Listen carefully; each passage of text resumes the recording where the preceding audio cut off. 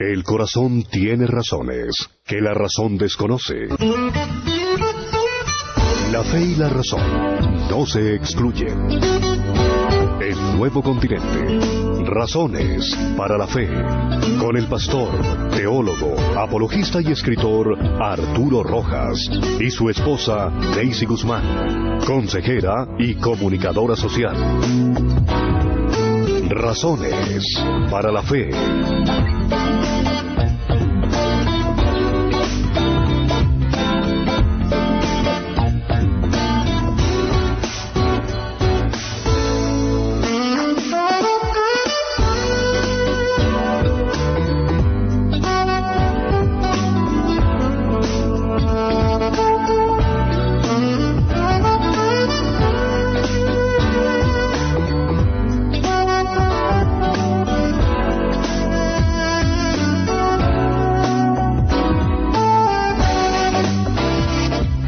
Buenas noches, iniciamos una nueva semana con nuestro programa Razones para la Fe en el nuevo formato, como ustedes muy bien lo saben, martes, miércoles y jueves, 8 de la noche. Vamos a trabajar otro tema de tipo apologético y pues recuerden que los anteriores, como la doctrina de la Trinidad, la ética, el cristianismo y la política, entre otros que hemos tratado anteriores a esta semana, están grabados en YouTube y en Razones para la Fe. Hoy vamos a tratar un tema importante, y es la Biblia y las cifras. Buenas noches, si ya como lo oyeron en boca de mi esposa, ese va a ser el tema que vamos a estar desarrollando durante esta semana y que puede tocar tangencialmente algo de lo que acabamos de vivir con el proceso de elecciones y todo este tipo de cosas, aunque no depende necesariamente de este tema, pero sí guarda relación con él, como tal vez salga a relucir en el curso de estos 3 programas. Les ofrezco disculpas a nuestros oyentes por la cancelación de última hora que tuvimos que hacer de la conferencia La Teología Gay el sábado pasado en el auditorio principal de Casa sobre la Roca, aunque nos encargamos de hacerlo saber a ustedes a través de la emisora los días viernes y sábados previos a la programación del evento. Entonces espero que nos sepan entender y estar atentos para la reprogramación que se hará en su momento de esta conferencia, en próximos días. Yo creería que ya queda para el otro año, ¿verdad? Sí, es difícil ya meterla en este año, pero el próximo año estaremos informando a través de nuestro grupo en Facebook, Razones para la Fe, y también a través de nuestro programa, la realización, la fecha nueva acordada para realizarla. Sí, bueno, entonces vamos a iniciar con el programa de hoy, martes. El tema es la Biblia y las estadísticas. Ciertamente, ese es el primero de los temas que abordaremos. Bueno, estamos muy en contexto, ya que salimos de elecciones, escrutinios, todo ese tipo de cosas, así que esta parte de cifras está muy de moda. Sí, es un tema muy actual, aunque vamos a tratarlo desde la perspectiva más bien eclesiástica, ¿no? Sí, claro. Bueno, son las cifras, los números o la cantidad de asistentes la medida del éxito de una iglesia. Esa es una creencia muy arraigada, lamentablemente, en los últimos días. Hay un libro que escribieron hace algún tiempo 2 investigadores cristianos, bajo el título de La seducción de la cristiandad. El libro en cuestión se llamaba así, y lo escribieron Dave Hunt y Thea McMahon. Y en ese libro ellos hacían este diagnóstico. Decían, el nombre del juego actualmente es éxito, y cuanto más grande sea una iglesia, tanto más éxito se considera que ha logrado. Por lo tanto, según el análisis de estos cristianos que tienen conocimiento de causa para hacer este tipo de pronunciamiento, porque hicieron investigaciones exhaustivas al respecto, sí, parece ser que para muchos hoy las cifras, los números o la cantidad de asistentes a la iglesia es la medida del éxito de una congregación determinada. Pero al mismo tiempo, en cierta oportunidad yo encontré esta recomendación que da otro escritor cristiano que analiza esta situación y concluye lo siguiente. Dice, no podemos viajar con Dios por mucho tiempo a menos que seamos salvos de los números, dice él. Sí. Y añade, es tristemente posible pensar más en las cifras que en Cristo. Yo creo que James Stewart, que es quien hace este pronunciamiento, ubicó muy bien el problema. Yo no creo que los cristianos debamos seguir creyendo que las cifras, que los números, las cantidades de miembros son la medida del éxito de una iglesia, porque Dios no está sometido a las estadísticas, Dios no está sometido al cálculo de probabilidades, y por lo tanto los números no son ni serán nunca lo más determinante para establecer el éxito o el fracaso de una congregación cristiana. A este propósito yo recuerdo una declaración que hizo Jonatán, el hijo de el rey Saúl y amigo de David, amigo entrañable de David, cuando se encontraba en una situación de guerra, de conflicto allí armado con los filisteos, y en el primer libro de Samuel hace una declaración que creo que debemos siempre tener presentes para no ceder a este tipo de ideas engañosas que nos dan a entender que el éxito se mide por la cantidad de miembros en la iglesia, porque dice aquí en el versículo 6 del capítulo 14 de primero de Samuel, hablándole a su escudero, Jonatán se dirige de esta manera. Así que Jonatán le dijo a su escudero, vamos a cruzar hasta la guarnición de esos paganos. Espero que el Señor nos ayude, pues para Él no es difícil salvarnos, ya sea con muchos o con pocos. Sí. Aquí encontramos algo que ha sido traducido a la sabiduría popular mediante esta frase, con Dios somos mayoría. No necesitamos sino estar del lado de Dios, o que Dios esté de nuestra parte, pero a mí me gusta más bien expresarlo, que nosotros estemos del lado de Dios. Eso es todo lo que requerimos para tener éxito. El éxito en el Evangelio, en la iglesia, no depende de las cantidades. Me parece a mí que esta declaración de Jonatán pone las cosas en su justo lugar y en su justa proporción. No son las cifras las que determinan el éxito. Y te voy a dar otra razón por la cual los números no pueden ser la medida del éxito de una iglesia. Porque la Biblia nos revela que en la iglesia no todos los que están son.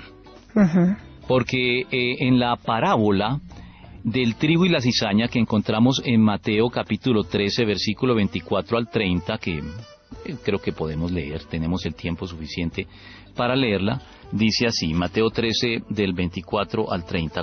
Jesús les contó otra parábola. El reino de los cielos es como un hombre que sembró buena semilla en su campo. Pero mientras todos dormían, llegó su enemigo y sembró mala hierba entre el trigo y se fue. Cuando brotó el trigo y se formó la espiga, apareció también la mala hierba.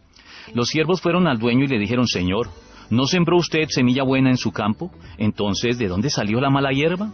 Esto es obra de un enemigo, le respondió. Le preguntaron los siervos, ¿quiere usted que vayamos a arrancarla? No, les contestó, no sea que al arrancar la mala hierba arranquen con ella el trigo. Dejen que crezcan juntos hasta la cosecha. Entonces les diré a los segadores, recojan primero la mala hierba y átenla en manojos para quemarla. Después recojan el trigo y guárdenlo en mi granero. ¿Qué es lo que nos dice esta parábola?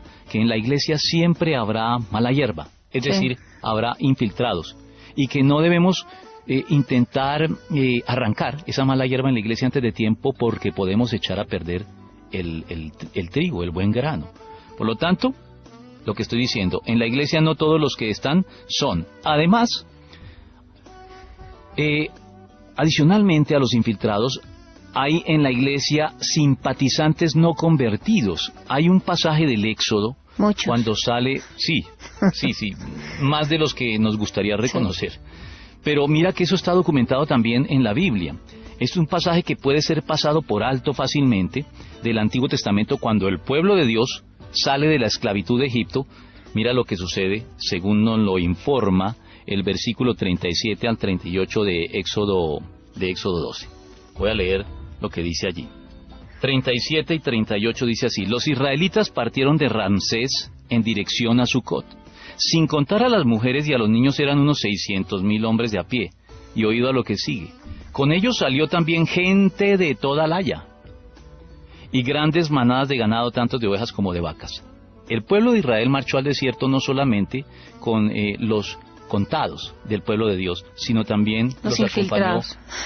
Pues no, más que infiltrados, aquí hablamos de gente que simpatizaba con la causa de Israel, simpatizantes. Gente de toda la haya, no eran del pueblo de Israel. Y eso los encuentra uno a lo largo del cristianismo en la iglesia.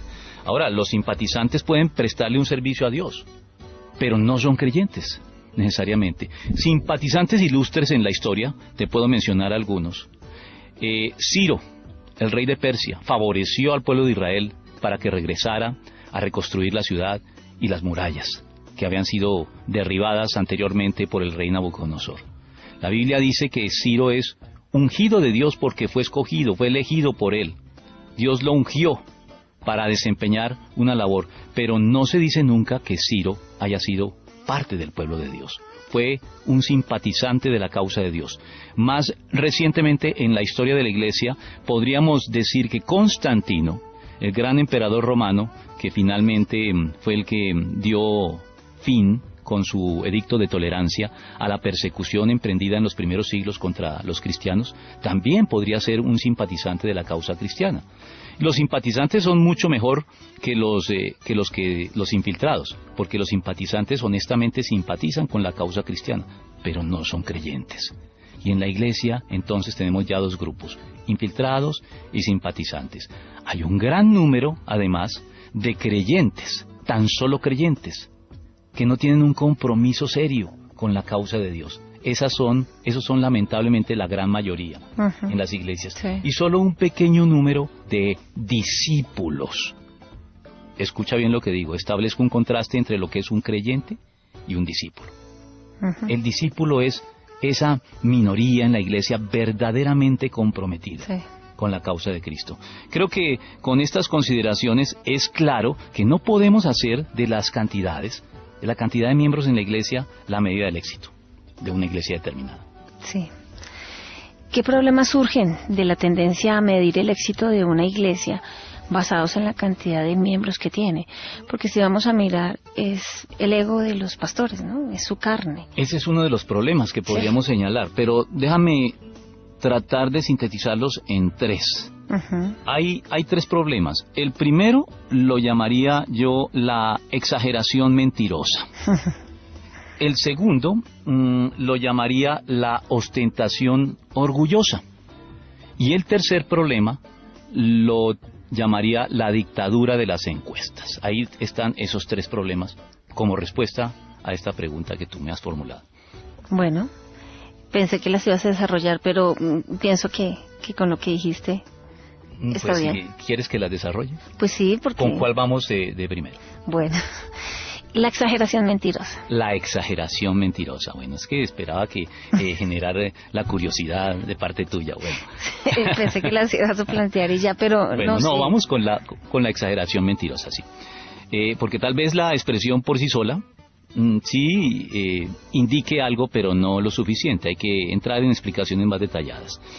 Con la exageración mentirosa me refiero a que el énfasis en las cifras en la iglesia genera un fenómeno que ya está documentado, lamentablemente. Las cifras evangelásticas. Escucha bien lo que dije. No son cifras no son evangelísticas, son cifras evangelásticas. De elástico. Sí, porque esas cifras se caracterizan por el hecho de que cuando los pastores dan cuenta del tamaño de sus iglesias, del número de convertidos, del número de salvos a través de la última campaña de evangelización, tienden, por decirlo de manera muy suave, a la exageración de las cifras. Inflan los números como al descuido. Sencillamente redondeemos, pero son redondeadas de cifras que la verdad es que aumentan muchísimo al número original. Real. Por ejemplo, una pregunta suelta que le hacen a un pastor: ¿cuántos miembros hay en tu iglesia? Y este es el cálculo que suelen hacer los pastores. Piensan en el aforo que tiene el lugar de reunión, su auditorio principal, y digamos si son 1,000 personas.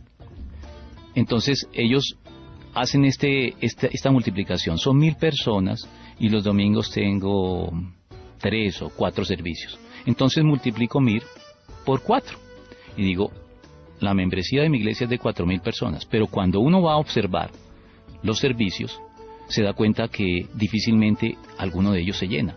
Y que si uno hiciera conteos más precisos, tal vez no habría ni siquiera 2.000 personas, pero ellos redondean a la cifra de 4.000. A ese tipo de cosas es a las que me refiero con la exageración mentirosa. Han hecho carrera este tipo de prácticas en la iglesia. No estoy diciendo que sean malintencionadas, cada uno dará cuenta a Dios de sus motivaciones, pero de cualquier modo, malintencionadas o bien intencionadas, está mal. Está mal porque la exageración también es una mentira.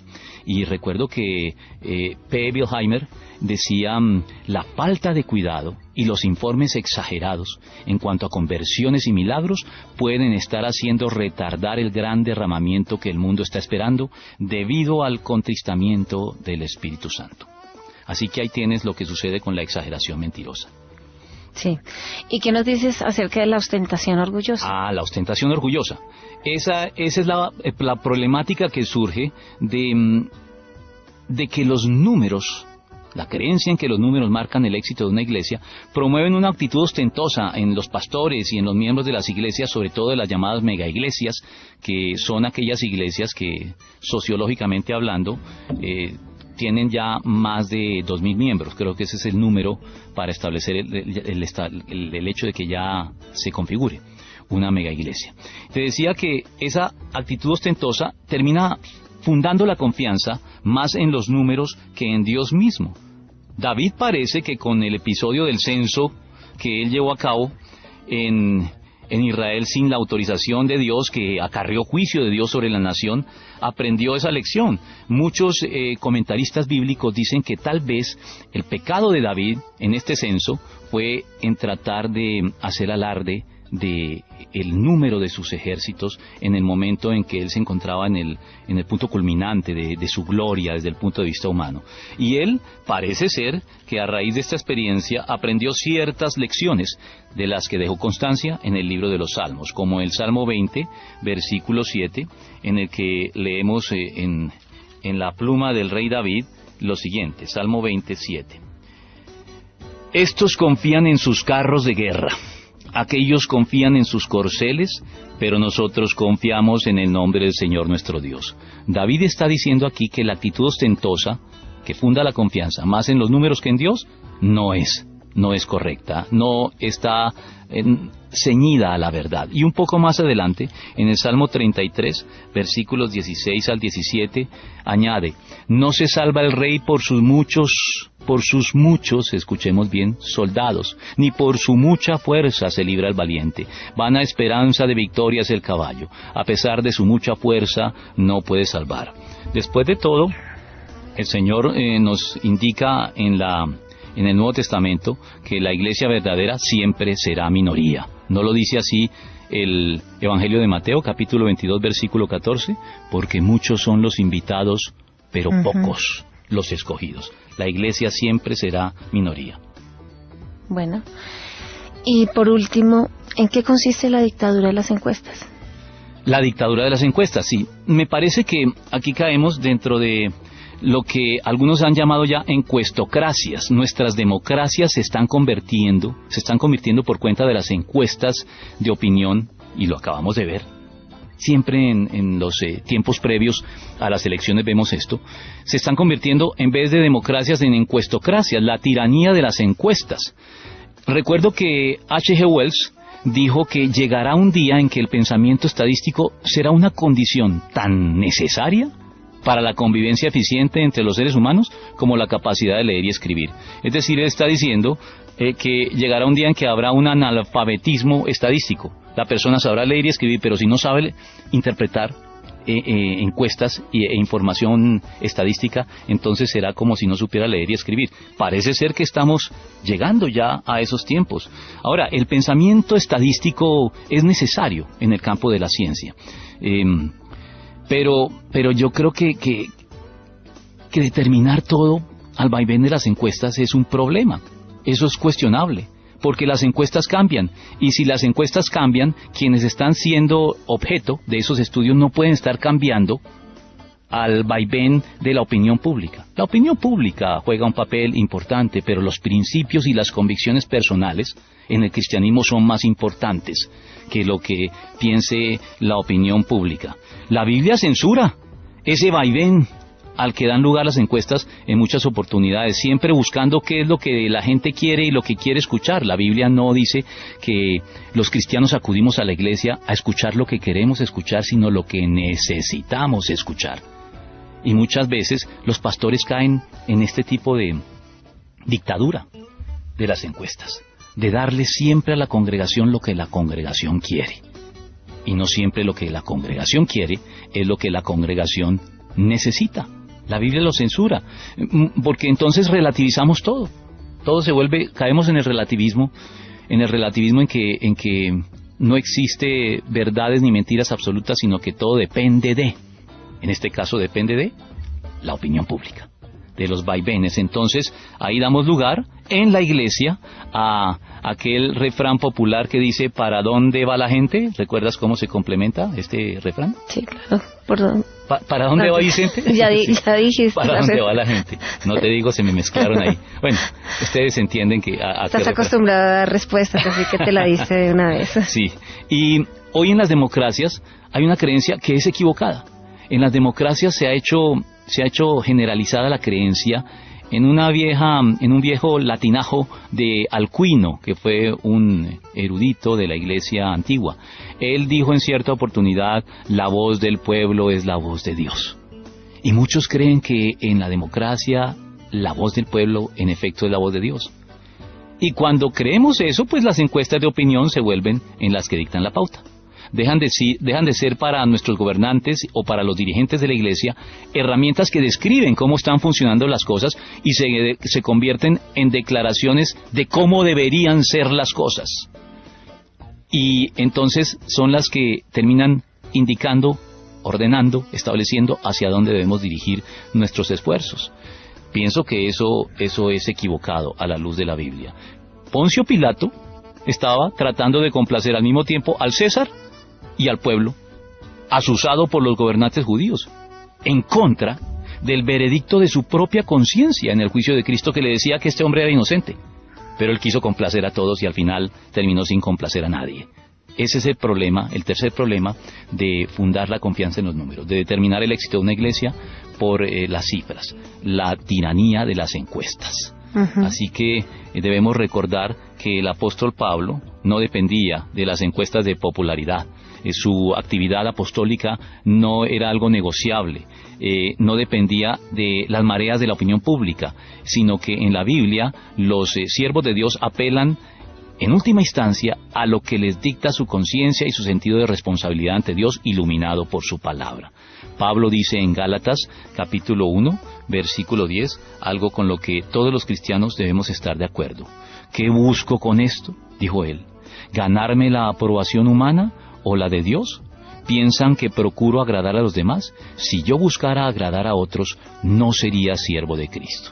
Entonces, esa consideración es algo que deben tener muy presentes los gobernantes seculares de nuestro país, pero en especial los dirigentes eclesiásticos de nuestras iglesias, que ellos, ante todo, tienen que buscar la aprobación de Dios en conciencia y no permitir ni que la ostentación, ni que la exageración mentirosa, ni tampoco la dictadura de las encuestas y la opinión pública en la iglesia, bajo la creencia de que la voz del pueblo es la voz de Dios, dicte sus actos, sino deben tener principios que sean flexibles en cuanto a escuchar a la gente, pero no tan flexibles que estén dispuestos a sacrificarlos al vaivén de la opinión pública. Sí, definitivamente tenemos que ser más bien populares en el reino de los cielos. Exacto, en el trono de Dios. Ahí es donde debemos buscar la popularidad. Recuerden, como siempre se los digo, estos programas están grabados, están colgados en YouTube y en el grupo Razones para la Fe de Facebook, y pueden escuchar en repetición los dos primeros, o sea, el del martes y miércoles, el sábado a las 6 de la mañana. También estamos en repetición. Hoy vamos a tratar las matemáticas y la fe. Sí, continuamos hoy con nuestro tema de la semana, con esta variación. Esta es una variación sobre el mismo tema. Ayer fueron las estadísticas y la iglesia, si mal no estoy. Y hoy ya tratamos las matemáticas y la fe, que puede parecer otra manera de decir lo mismo, pero tendremos algunos enfoques diferentes a los que emprendimos ayer, que ameritan un nuevo programa para abordar este tema comprendido bajo este título. Bueno, vamos a ver qué nos tienes tú respecto a las matemáticas. ¿Qué nos dice la Biblia y qué nos dice el Señor a través de ellas? Porque yo trato de que no sea mi opinión personal, sino fundamentada siempre en lo que la palabra nos revela. ¿No son necesarios los números para comprender mejor las cosas, incluyendo los asuntos de la fe? Bueno, yo creo que aquí hay que hacer una distinción entre dos verbos. Tú me has preguntado si no son necesarios los números para comprender. Yo te diría que los números son muy necesarios para explicar mejor las cosas, incluyendo también los asuntos de la fe. Pueden tener lugar dentro de los asuntos de fe, como lo veremos más adelante y en el día de mañana. Pero esa distinción no es arbitraria. Distinguir entre los verbos comprender y explicar creo que es lo primero que tenemos que hacer, porque no son lo mismo. Uh-huh. Y cuando tú me preguntas por la comprensión que brindan las matemáticas o los números, yo te diría que los números, las matemáticas, las cifras no brindan comprensión. Ayudan a la explicación, pero no permiten comprender realmente las cosas. El periodista francés Guy Sorman, cuando entrevistó a los más grandes científicos, él tiene un libro en el que entrevistó a los más grandes científicos de su momento. En el año 1991 escribió ese libro, los hombres vivos más reconocidos en muchas de los frentes de la cultura, de la ciencia en su momento. Hizo esta conclusión después de que entrevistó cerca de 29 personajes ilustres. Y en el epílogo de su libro llegó a decir: conocemos hoy muchos fenómenos naturales, que es lo que la ciencia en gran medida estudia, con una precisión sin precedente. Pero añadió después, no necesariamente comprendemos mejor. Después de entrevistar a 29 científicos, él llegó a la conclusión de que en efecto el testimonio de todos estos científicos dejaba constancia de que hoy conocemos muchos fenómenos con una precisión que no tiene antecedentes en la historia. Pero después dice de manera sombría, eso no significa necesariamente que comprendamos mejor, porque explicar no significa comprender, entendamos eso. El filósofo colombiano Nicolás Gómez Dávila, a quien he citado frecuentemente acá, él decía, la explicación empobrece, identificando los términos. La comprensión enriquece, diversificándolos. Claro. Él hablaba de comprensión y de explicación y las diferenciaba, y le daba prioridad a la comprensión. La comprensión es la que verdaderamente enriquece las cosas. Entonces, la ciencia, digamos que la ciencia busca describir y explicar, pero la fe busca comprender. Por eso es que la pregunta que me hiciste, ya la comienzo a responder diciéndote que en realidad los números no son tan necesarios para comprender. Puede que sean necesarios para explicar, pero no para comprender. Y lo que buscamos con la fe es comprender. Hay pretensiones por parte de la ciencia de explicar las cosas que se quedan cortas porque no entran en la comprensión de los fenómenos. Buscan explicarlo y mediante la explicación controlar la realidad. Pero la ciencia de hoy está ya, afortunadamente, en buena hora, asumiendo actitudes más humildes, más maduras. Ya no aspiran a comprender todo mediante la ciencia, sino que admiten que mediante la ciencia y mediante las matemáticas que siempre involucran a la ciencia, solo lograremos describir con gran precisión los fenómenos del universo. Y la ciencia hoy se está absteniendo incluso de predecir, que fue una de las pretensiones que tuvo. En los inicios de la historia de la ciencia ellos decían, vamos a poder predecir lo que va a suceder, a la manera de un profeta de la Biblia. Pero la ciencia se ha vuelto más humilde y ya sus descripciones matemáticas no pretenden predecir con exactitud, sino tan solo con algún grado de probabilidad lo que puede suceder en un futuro. ¿Qué problemas surgen con esa obsesión con las matemáticas, las mediciones, los cálculos, el ser tan precisos y todo ese tipo de cosas?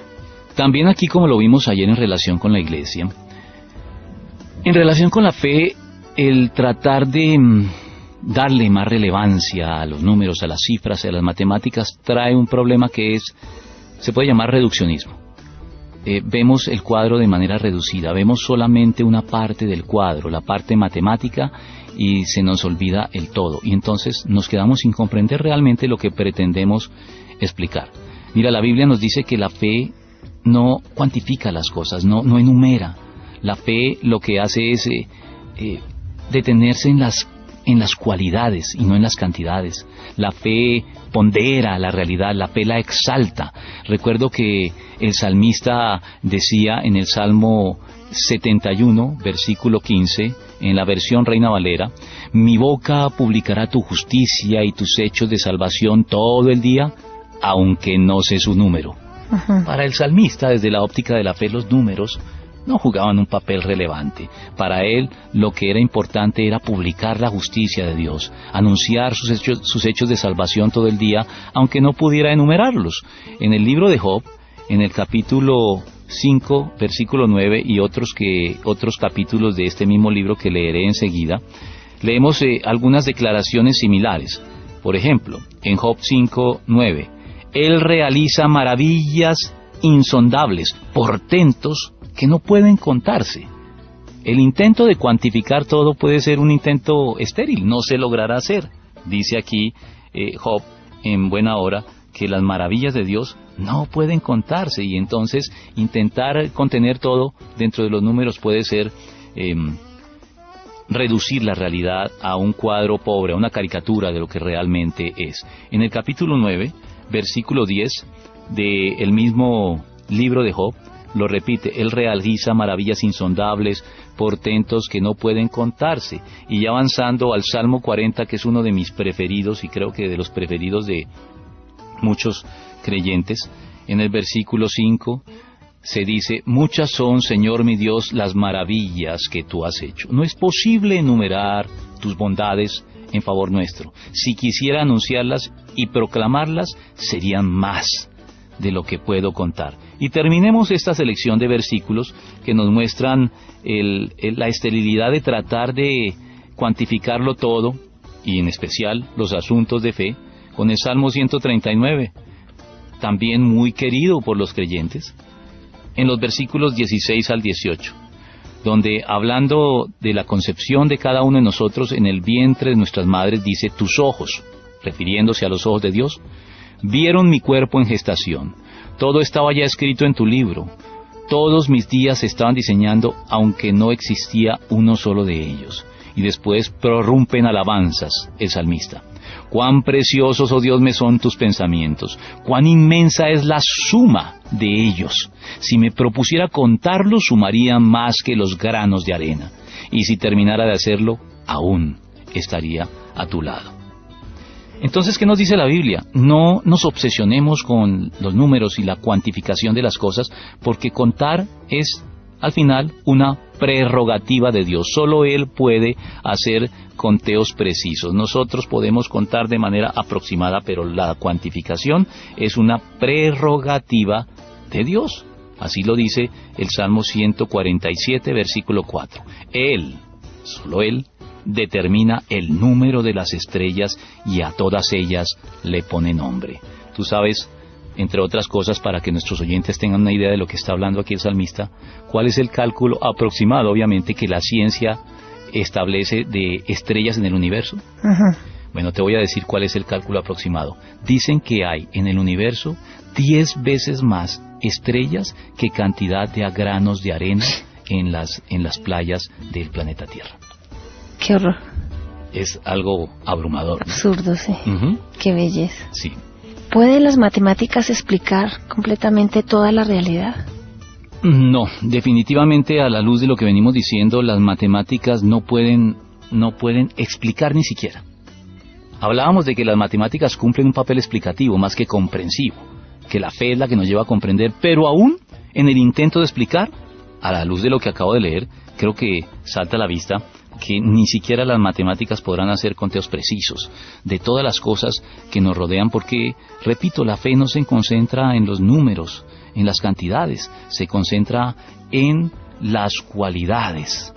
Mira, esto no es algo de hoy, no es algo que estemos hoy reflexionando en estos asuntos. Ya en la antigüedad, en los primeros siglos de la iglesia primitiva se detuvo en estas cosas y ya hizo una crítica a las pretensiones desmedidas que la ciencia incipiente de esta época estaba haciendo. Agustín, él se refirió en su libro Las Confesiones a los filósofos, a los científicos en ciernes de la antigüedad, y las palabras que él dirigió contra ellos en las confesiones creo que tienen todavía plena vigencia con los científicos de hoy que pretenden hacer de las matemáticas el criterio para comprender todas las cosas. Sí. Agustín les dijo, hablando de estos personajes, los filósofos y los científicos, aunque ellos, con habilidad curiosa, cuenten las estrellas del cielo y las arenas del mar,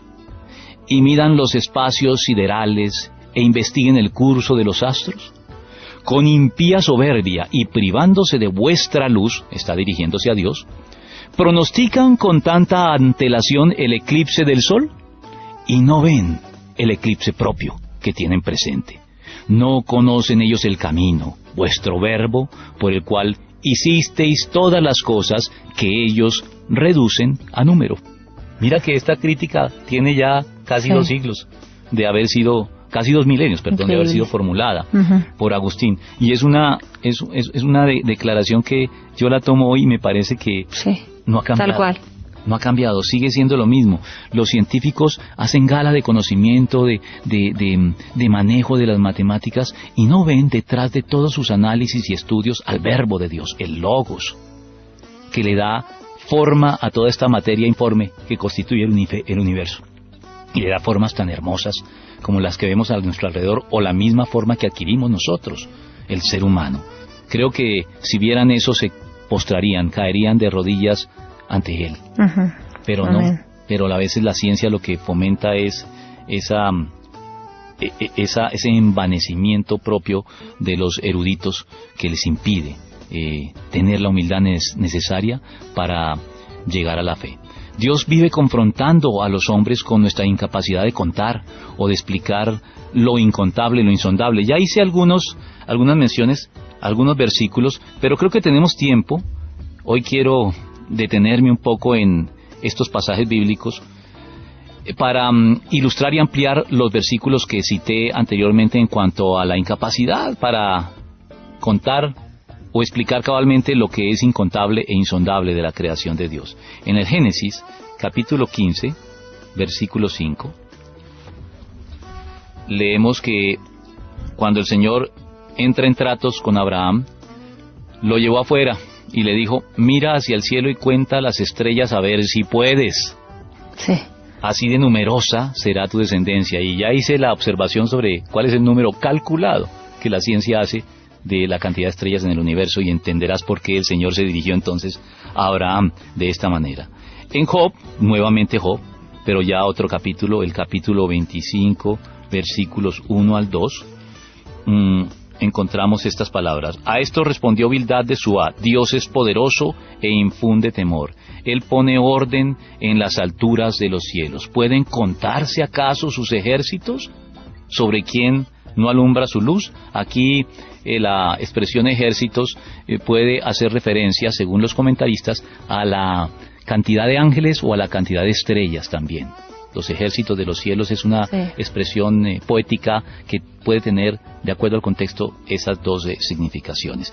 Pero sigamos con otro pasaje. Aquí mismo en el libro de Job, ya casi en el cierre, capítulo 38, versículos 32 al 38, una porción un poquito más extensa.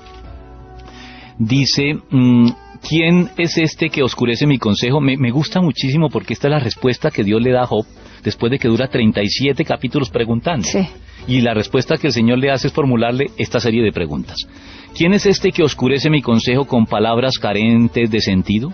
Prepárate a hacerme frente, yo te cuestionaré. Y tú me responderás, ¿dónde estabas cuando puse las bases de la tierra? Dímelo, si de veras sabes tanto. Seguramente sabes quién estableció sus dimensiones y quién tendió sobre ella la cinta de medir. ¿Sobre qué están puestos sus cimientos? ¿O quién puso su piedra angular mientras cantaban a coro las estrellas matutinas y todos los ángeles gritaban de alegría? ¿Quién encerró el mar tras sus compuertas cuando éste brotó del vientre de la tierra? ¿O cuando lo arropé con las nubes y lo envolví en densas tinieblas? ¿O cuando establecí sus límites y en sus compuertas coloqué cerrojos? ¿O cuando le dije solo hasta aquí puedes llegar, de aquí no pasarán tus orgullosas olas? ¿Alguna vez en tu vida le has dado órdenes a la mañana o le has hecho saber a la aurora su lugar para que tomen la tierra por sus extremos y sacudan de ella a los malvados? Creo que con esta breve cita de ese capítulo es suficiente para establecer que Dios nos confronta con nuestra incapacidad para siquiera explicar en términos numéricos la realidad. Jeremías también en el capítulo 33 de su libro, versículo 22, reitera esta idea cuando, hablando en nombre del Señor, dice: yo multiplicaré la descendencia de mi siervo David y la de los levitas, sus ministros, como las incontables estrellas del cielo y los granos de arena del mar. De manera reiterada el Señor nos confronta con estas cifras que nos dejaron abrumados cuando consideramos la cantidad que podía ser. Y terminemos con el profeta Oseas, en esta selección, una vez más, de versículos que ilustran nuestro tema. Son contundentes, sí. ¿no? Oseas capítulo 1, versículo 10. Con todo, los israelitas serán tan numerosos como la arena del mar, que no se puede medir ni contar, y en el mismo lugar donde se les llamó pueblo ajeno, se les llamará hijos del Dios viviente. Con esto creo que queda suficientemente ilustrado el punto. Y lo podemos ver, judíos hay por todo el mundo. Sí, están, puede que se puedan contar, pero están por todo el mundo, y además recuerda que el pueblo de Dios ya no son solamente los judíos, sí. o los judíos son el pueblo de Dios según el antiguo pacto. En el nuevo pacto la iglesia también entra a formar parte del pueblo de Dios, y dice el Señor que sigue siendo un número pequeño. Sí. Entonces, ¿qué es lo que verdaderamente cuenta? Lo que verdaderamente cuenta, sí. En la vida, según la Biblia. Sí. A mí me llama la atención que la Biblia utiliza el verbo contar para referirse a Cristo. Además de que Dios nos confronta con nuestra incapacidad de contar o explicar la incontable e insondable maravillas de lo que Él ha hecho, Él mismo, Dios, se sometió a ser contado. Eso es algo que me conmueve cuando me detengo a considerarlo con atención. El pasaje tan conocido de Isaías 53 del siervo sufriente dice lo siguiente en relación con Cristo, porque todos nuestros oyentes deben saber que este es un pasaje profético que se refiere a Cristo. Dice allí: por lo tanto le daré un puesto entre los grandes, viene hablando de Cristo ya en su exaltación, y repartirá el botín con los fuertes, porque derramó su vida hasta la muerte y fue contado entre los transgresores. Cargó con el pecado de muchos e intercedió por los pecadores. No me parece que esto sea un dato irrelevante. Cristo, el que puede contar todas las cosas, se sometió él mismo a ser contado, y no contado entre cualquier grupo, sino entre los transgresores. Él decidió someterse a ser uno más entre los transgresores, no porque él lo fuera realmente. Cristo nunca transgredió la ley de Dios, él fue perfecto, sino porque en él estaban cargadas todas nuestras transgresiones.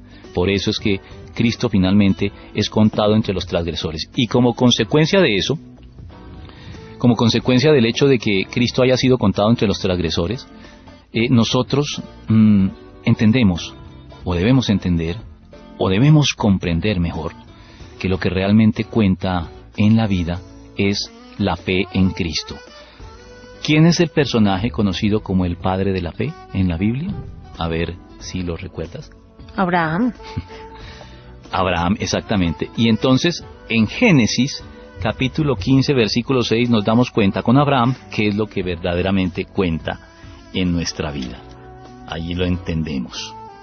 Abraham creyó al Señor y el Señor le contó esto como justicia. Le reconoció esto como justicia. La fe es lo que verdaderamente cuenta, la fe en Cristo.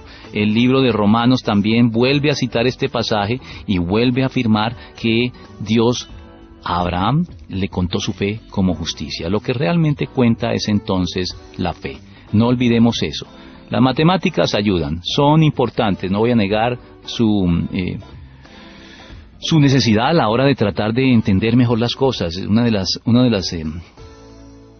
cosas que lamento es no haberle prestado más atención a las matemáticas cuando estudiaba, ¿sabes? Tú lo sabes, tú ya lo he comentado contigo. Sí. Porque mis intereses ahora en los temas de apologética y los temas de fe me han hecho ver que si yo hubiera sido más atento a las matemáticas tendría descripciones más amplias de aquellas cosas que estudio, pero la verdad es que tampoco me quita el sueño, porque yo he comprendido que mi fe es más importante que el dominio de las matemáticas, que sí, tal vez en el campo de la apologética, que tiene mucho que ver con la ciencia, me pudiera haber ayudado un poco más, pero no es para nada estrictamente necesario. Prescindible.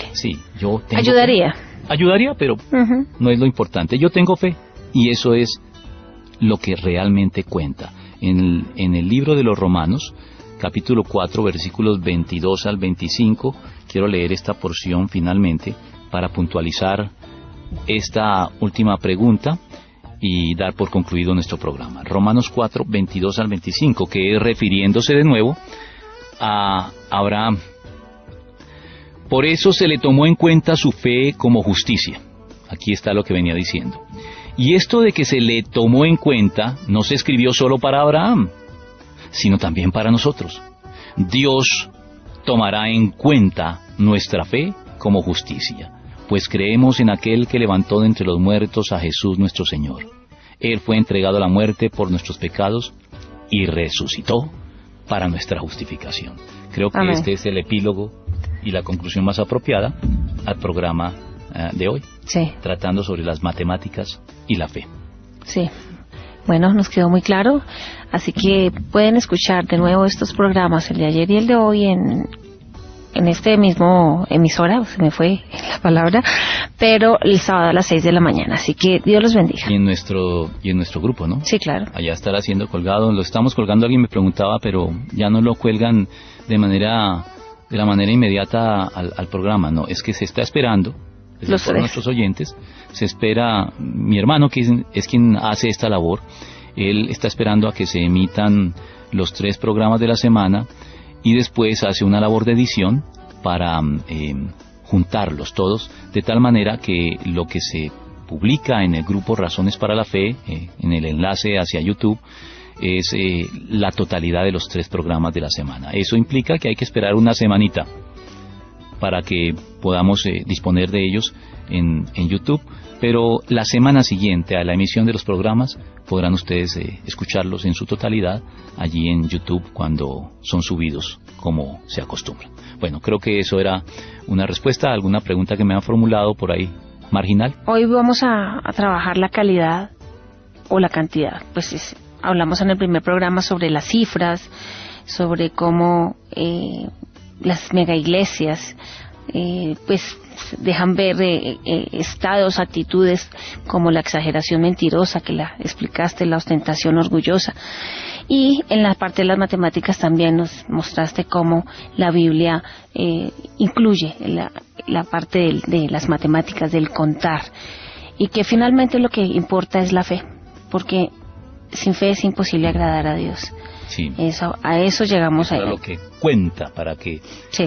Meterlo en contexto, es la palabra que utiliza la Biblia. La fe es lo que cuenta. Cristo fue contado entre los transgresores y esas son las cosas que realmente cuentan en la fe.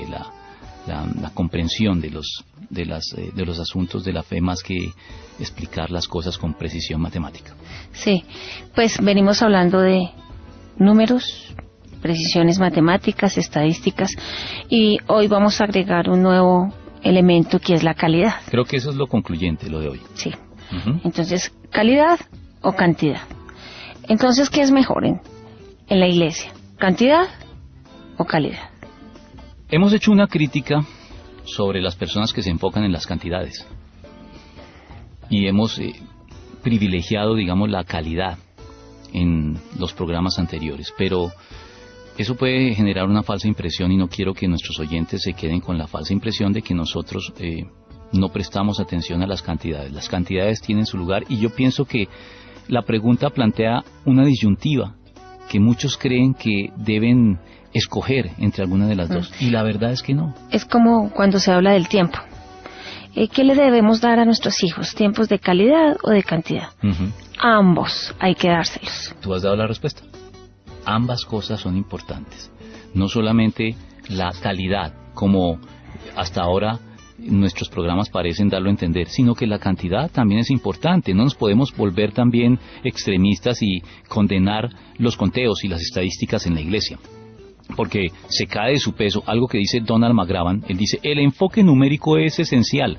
La iglesia está hecha de personas que pueden ser contadas y no hay nada particularmente espiritual en no contarlas, porque entonces caemos en esas posturas espiritualistas en el cristianismo que tienden a condenar las estadísticas como si las estadísticas por sí mismas apagaran o agraviaran el espíritu. Citan estos pasajes de las epístolas en que el apóstol Pablo dice que no debemos contristar o agraviar al espíritu, que no debemos apagar al espíritu, y terminan diciendo que emprender conteos, llevar a cabo estadísticas en la iglesia que sean fieles, porque ya dijimos que debemos evitar la exageración mentirosa. Eso entonces es ir en contra del Espíritu Santo, es apagarlo, es agraviarlo de alguna manera y no podemos llegar a ese extremo. Los conteos, las estadísticas, los números no inhiben de ningún modo la influencia benéfica del Espíritu Santo en el crecimiento, en la consolidación de la iglesia. Y uno de los argumentos que se utiliza aquí es que siempre es preferible la calidad a la cantidad. ¿Y sabes qué? Yo creo que ese es un argumento sesgado, porque a los que los escucho son, lamentablemente, miembros de iglesias muy pequeñas o pastores de iglesias muy pequeñas, que no hay ningún problema en que haya iglesias pequeñas, pero sí es un problema cuando podrían crecer y por la falta de consagración o de entrega o de hacer las cosas como Dios las pide de sus respectivos dirigentes, no crecen. Sí. Cuando no crecen por causas ajenas a nosotros, pues no hay ningún problema, pero es que yo me temo que a veces nuestras iglesias no crecen por fallas nuestras, y creo que ahí sí no podemos utilizar el pretexto de la calidad para justificar nuestras faltas en alcanzar además que, cantidad. ¿Dónde queda lo de la gran comisión, lo de ensanchar nuestras estacas en nuestras iglesias, cuando nos detenemos solo a trabajar en la calidad y no en la cantidad? Porque la gente se está perdiendo de todas maneras. Sí. ¿Qué estamos haciendo para que otras personas, de las comprometidas, de los discípulos, lo que tú aclarabas en los programas anteriores, que se pueda contar con más gente? Sí, ese argumento entonces no lo podemos estar sacando del bolsillo, de que es preferible la calidad a la cantidad. Ahora, si tenemos que escoger, pero he aclarado que no hay que escoger, que esto es una falsa disyuntiva, que podemos tener ambas cosas.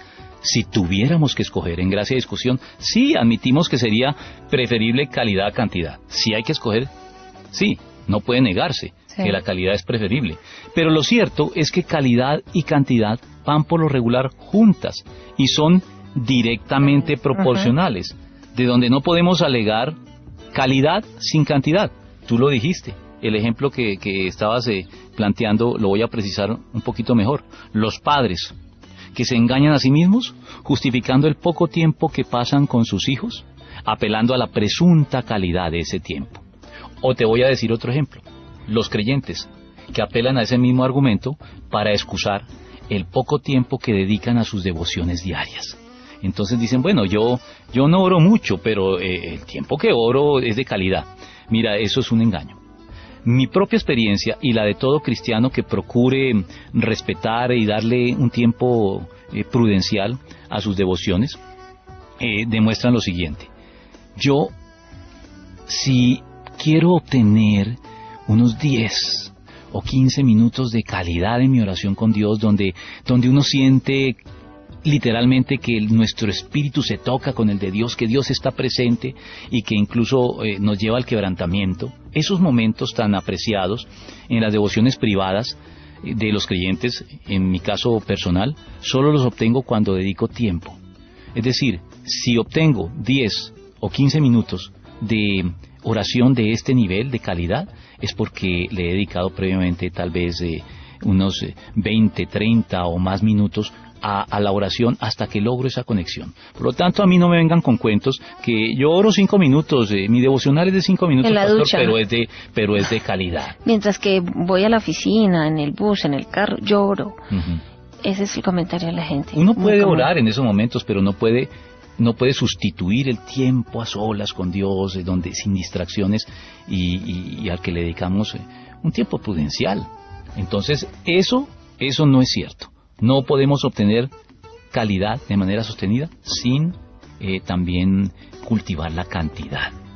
Por lo tanto, no tenemos que escoger. Ambas van de la mano.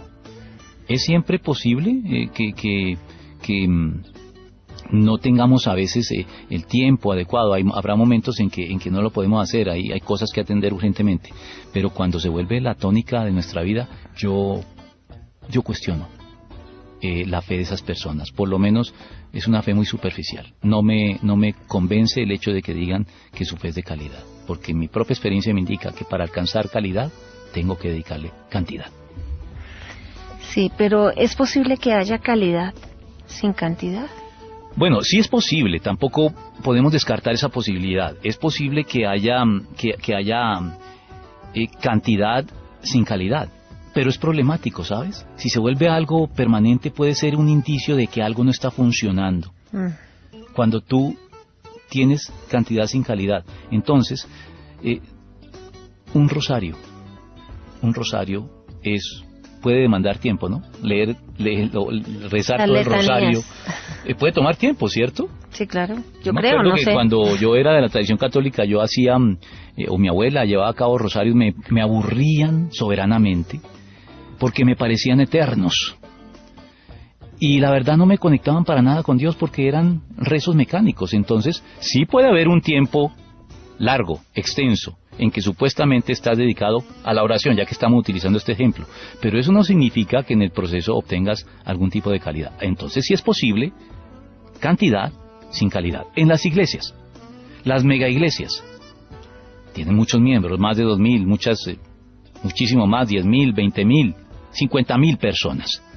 Pueden ser algunas de las iglesias más grandes que hay en el mundo. ¿Significa siempre el hecho de que haya cantidad, que hay calidad en lo que esa iglesia ofrece? No necesariamente. Porque mira que el crecimiento puede ser patológico. En el cuerpo humano, y la Biblia compara a la iglesia con un cuerpo, en el cuerpo humano hay un crecimiento sano, pero también hay un crecimiento patológico, el cáncer. El cáncer son células reproduciéndose de manera indiscriminada y sin control. Y no consideramos ese crecimiento celular en el cuerpo como benéfico. Por el contrario, lo combatimos porque es patológico.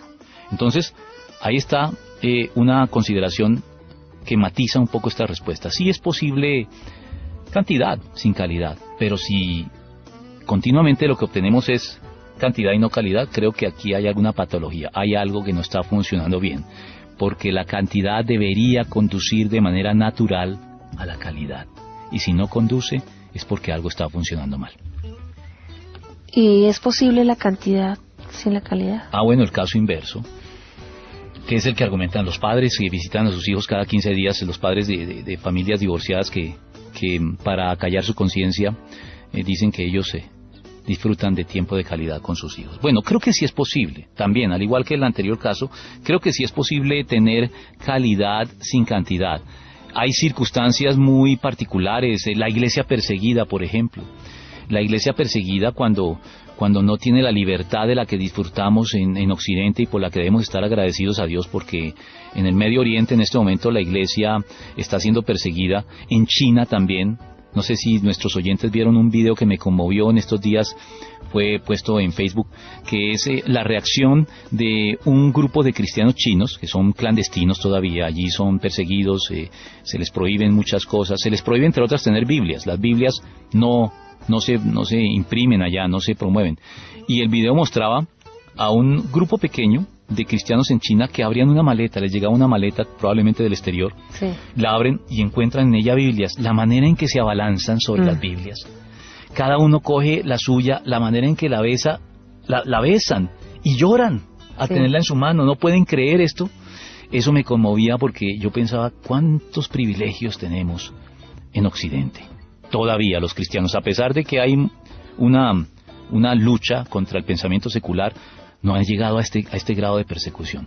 Entonces, bajo unas condiciones tan severas como la de la iglesia perseguida en el cercano oriente o en China, pues uno no puede esperar cantidades. La iglesia es clandestina, son grupos pequeños, pero creo que pueden ser personas con una calidad de fe muy superior a la de nuestras grandes mega iglesias occidentales. Entonces yo sí creo que en circunstancias extremas es posible tener calidad sin que necesariamente haya cantidad. Pero eso es en circunstancias extremas. En condiciones normales creo que no debería ser. Creo que en condiciones normales la cantidad debería dar lugar a la calidad y viceversa. Hechas estas excepciones, estos casos que yo considero de excepción, tendría que decir que las iglesias numerosas suelen ser numerosas, ¿por qué? Porque logran convocar y atraer a muchos, ofreciendo una vivencia de fe sana, una vivencia de fe de calidad, que suple a satisfacción las necesidades reales, las necesidades más sentidas de quienes acuden a ella. Eso es una posibilidad. Casos de excepción hay, claro, ya los hemos mencionado. Casos de crecimiento patológico, pero esos pueden ser casos de excepción. Yo no creo que tengamos que condenar a una mega iglesia por el hecho de serlo.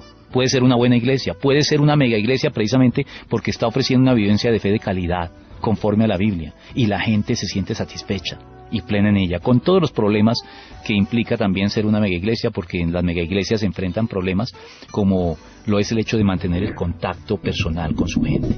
Toda mega iglesia tiene que enfrentar esto y tiene que tratar de implementar medidas para, si no logra resolverlo del todo, al menos lograr disminuir este problema a su mínima expresión. El crecimiento acarrea ese tipo de problemáticas, pero no es por sí mismo malo. Y te voy a dar el caso contrario.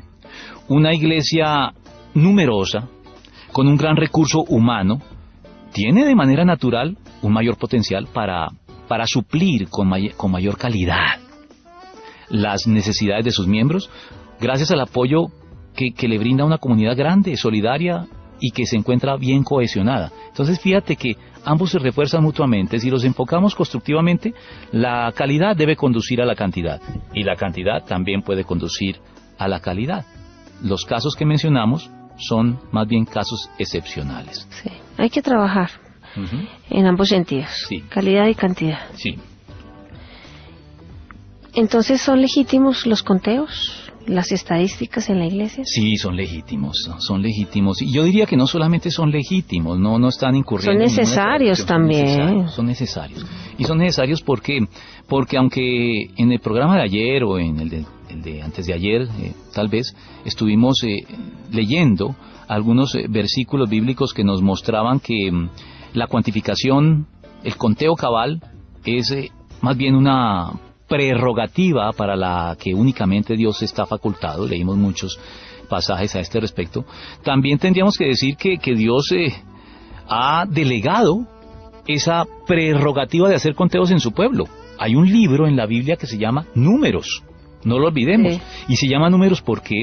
Porque en ese libro se encuentran 2 censos llevados a cabo por los dirigentes de Israel, Moisés, Aarón, los sacerdotes.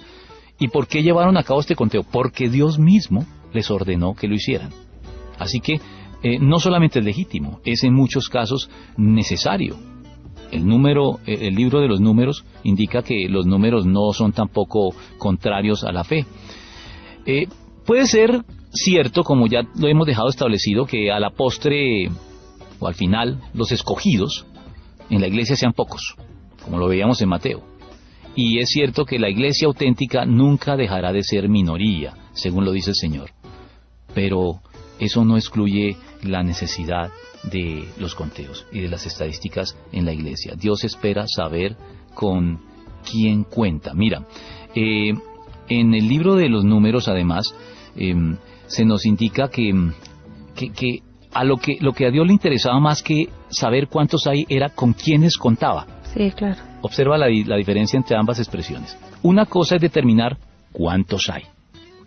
Otra cosa es determinar con cuántos se cuentan.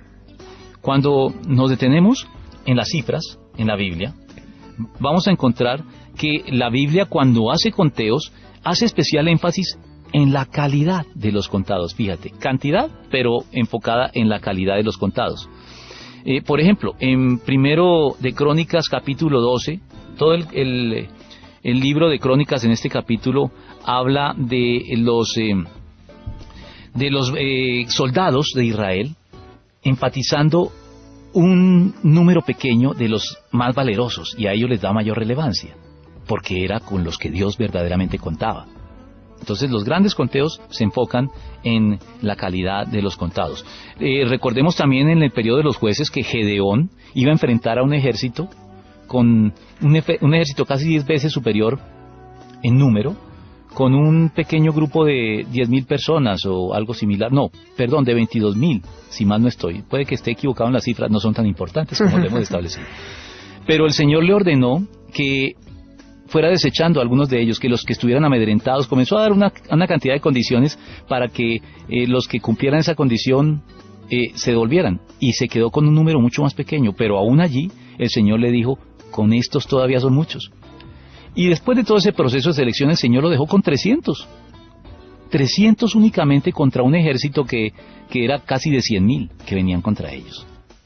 Así que la gesta que tuvo lugar entre los griegos con los espartanos, que estuvieron allí en el estrecho de las Termópilas resistiendo 300 de ellos a los ejércitos persas que venían contra ellos, que se llevó a cine hace poquito en la película que lleva justamente ese nombre, 300, no fue solamente una gesta griega, también entre los judíos, por intervención de Dios milagrosa, estos 300 pudieron vencer a un ejército muchísimo más numeroso, porque el Señor siempre se fija en aquellos con los que cuenta más que en la cantidad de los que hay.